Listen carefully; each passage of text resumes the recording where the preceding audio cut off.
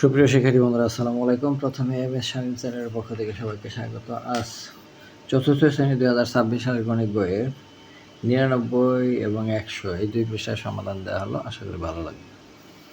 তো 99 পৃষ্ঠার প্রথমে আছে এই রুটির পরিমাণকে ভগ্নাংশে প্রকাশ করি।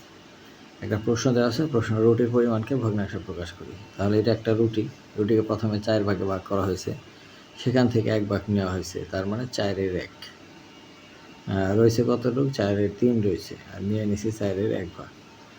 এখানে 7টি 4/1 আছে, 4/1 আছে 7টি, তার মানে এখানে 1 2 3 4 5 6 7, তাহলে 4/1 আছে 7টি, 4/1 4 4 4/3, তাহলে 4/7 অংশ গেছে। তাহলে 4 1 2 3 4 3 7, 4/7 অংশ, অর্থাৎ লব 7 হর 8 অপেক্ষা বড়, তাহলে 4/7 হলো অপ্রকৃত ভগ্নাংশ।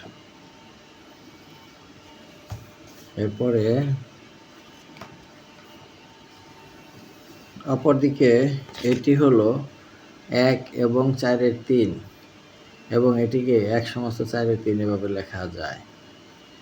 1 সমস্ত 4 ভাগের 3 ভাগ, 1 সমস্ত 3/4, এইভাবে আমরা এই সংখ্যাগুলোকে বলতে পারি। 4/3 1 সমস্ত 3/4 এটা বোঝায়। পূর্ণ সংখ্যা প্রকৃত ভগ্নাংশ মিলে মিশ্র ভগ্নাংশ হয়। পূর্ণ সংখ্যার প্রকৃত ভগ্নাংশ মিলে মিশ্র ভগ্নাংশ। যেমন এখানে আছে যে ছোট বড়, উপরেরটা ছোট নিচেরটা বড়, প্রকৃত ভগ্নাংশ। আর অপ্রকৃত ভগ্নাংশ হচ্ছে উপরেরটা বড় নিচেরটা ছোট, আর মিশ্র ভগ্নাংশ একটা পূর্ণ সংখ্যা থাকবে, তার সাথে একটা প্রকৃত ভগ্নাংশ থাকবে। তো এটা হচ্ছে ভগ্নাংশ প্রকারভেদ। ভগ্নাংশ 3 রকম, একটা প্রকৃত ভগ্নাংশ, একটা অপ্রকৃত ভগ্নাংশ, একটা মিশ্র ভগ্নাংশ। তো পরিচিত প্রকৃত ভগ্নাংশ কোনটা? 5/2, অর্থাৎ উপরেরটা যদি ছোট হয় নিচেরটা বড় হয়, তাহলে প্রকৃত ভগ্নাংশ।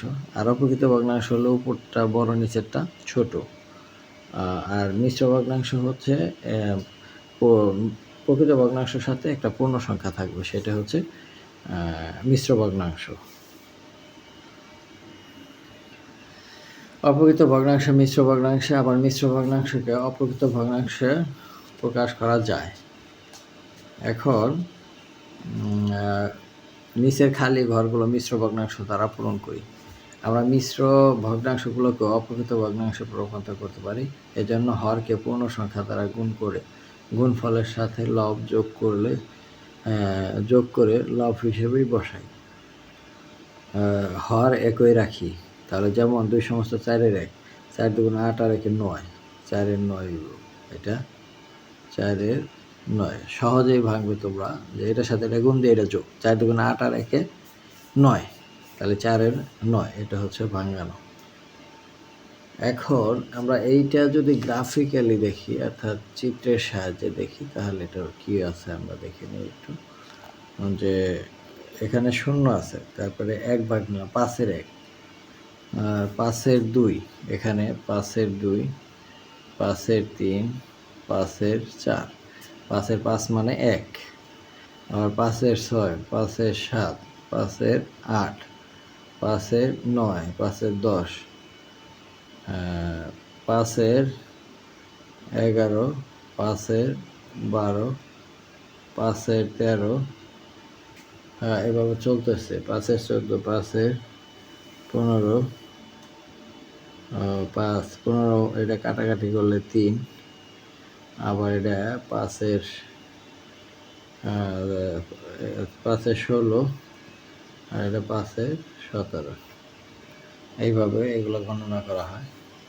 এখানে 1 সমস্ত 5/1, আর 1 সমস্ত 5/2, আবার 1 সমস্ত 5/3, 1 সমস্ত 5/4, তারপরে 2, আবার 5/11, 2 সমস্ত 5/1, 2 সমস্ত 5/2, 2 সমস্ত 5/3, আবার এটা হচ্ছে 3 সমস্ত 5/1, আবার 3 সমস্ত 5-2 5-2 এভাবে আমরা এই সংখ্যাগুলো লিখতে পারি।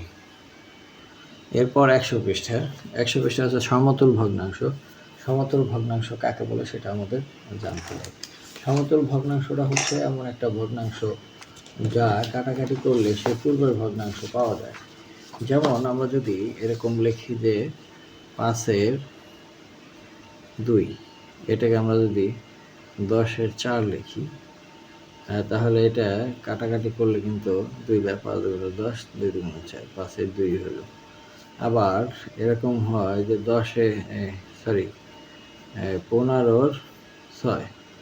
3 দিয়ে কাটলে 3 দুগুণে 6, 3 5 15, ওই যে 5-2 সবসময় কিন্তু একই সংখ্যা আসতেছে। এরকম যে কোনো ভগ্নাংশকে কাটাকাটি করলে যে পূর্বের ভগ্নাংশটা পাওয়া যায় তাহলে এটাকে বলা হয় সমতুল ভগ্নাংশ।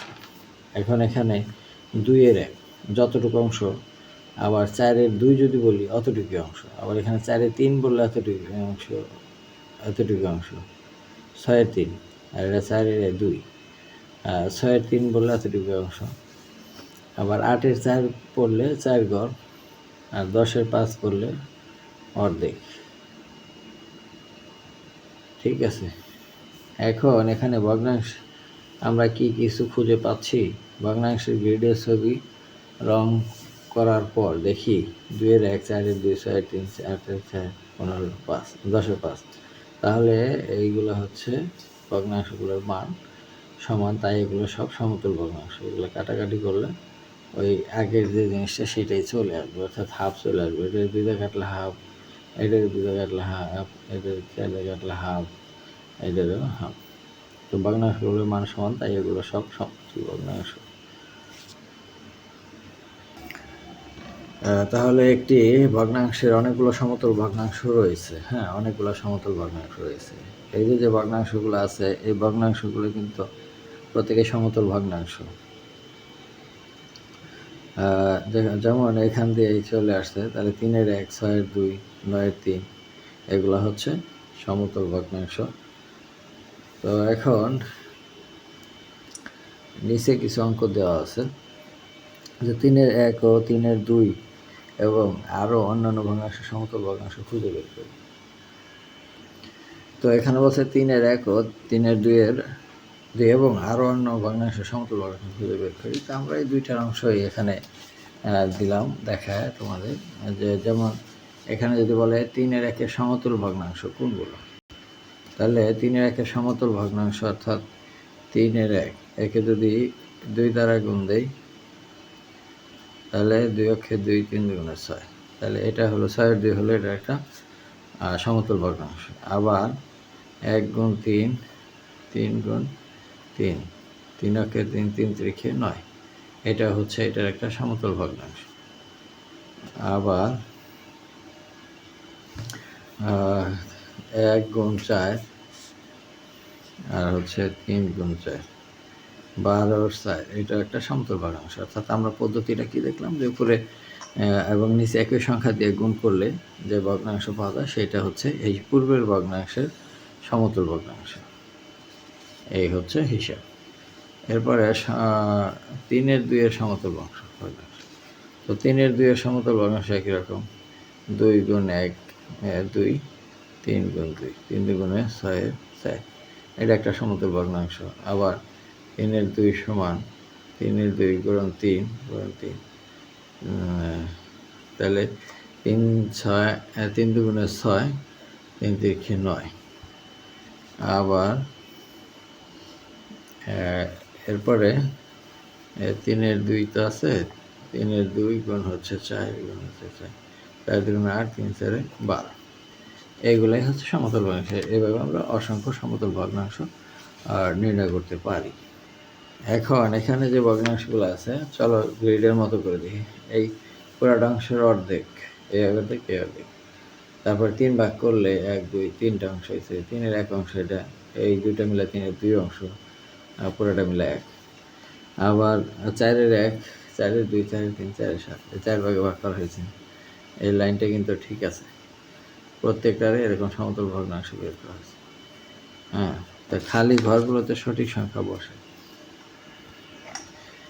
এইগুলার আছে আসলে এই অনেকে অনেকভাবে করে, অনেকভাবে করা যায়। তবে আমি তোমাদের জন্য একটা সহজ পদ্ধতি দেখাবো। যেকোনো অঙ্ক তোমরা এটা মেলাইতে পারবা। হুম? তো প্রথমে আমরা দেখি বইতে যেভাবে আছে সেটা হচ্ছে ১ নম্বরে এই ৪ এর ১ সমান খালি ঘর ২। তো আমরা প্রথমে যে ২টা আড়াআড়ি গুণ, এটার সাথে এটা গুণ, এটার সাথে এটা গুণ। যে ২টা দেওয়া থাকবে এটা আগে গুণ করব। ৪ গুণ ২ সমান হচ্ছে ৮। আর এটার সাথে এটা গুণ। ১ গুণ খালি ঘর সমান ৮। এই দুইটা সমান হইব। তাহলে এখানে কত বসাইলে ৮ হইব। ৮ বসাইলে ৮ × ৮। তাহলে সুতরাং কি ৪ এর ২ সমান ৮ এর ২। এইটা হচ্ছে তোমার সমতুল ভগ্নাংশ। আবার এই যে একটা আছে, এটা গেল ১ নম্বর। এর ২ নম্বর আছে ১০ এর ৪। ২ নম্বর আছে ১০ এর ৪। হ্যাঁ, সমান খালি ঘর ৫। এইভাবে আছে। তো এখন দেওয়া আছে এইটা ৫ গুণ ৪, ৪ ৫-এ ২০। ঠিক আছে? এখন এইটা দ্বারা এটা গুণ করে ২০ পেলাম। ১০ রে কত দ্বারা গুণ দিলে ২০ হবে? ২ দ্বারা ২ দ্বারা গুণ দিলে তাহলে খালি ঘরে কত বসবে? ২ বসবে। এখন হচ্ছে এই ৩ নম্বর অঙ্ক যেটা সেটা হবে ৩ × ১৮, এখানে ২ বসবো। আবার এখানে ৩ × ৮ = ২৪, ৪ × ৬ = ২৪। শেষ। এভাবেই আমরা অঙ্কগুলা বসাইতে পারি। তো শিক্ষার্থী বন্ধুরা, আজ এ পর্যন্তই। দেখা হবে পরবর্তী পৃষ্ঠার ভিডিও নিয়ে। সে পর্যন্ত সবাই সুস্থ থাকবে। ধন্যবাদ সবাইকে।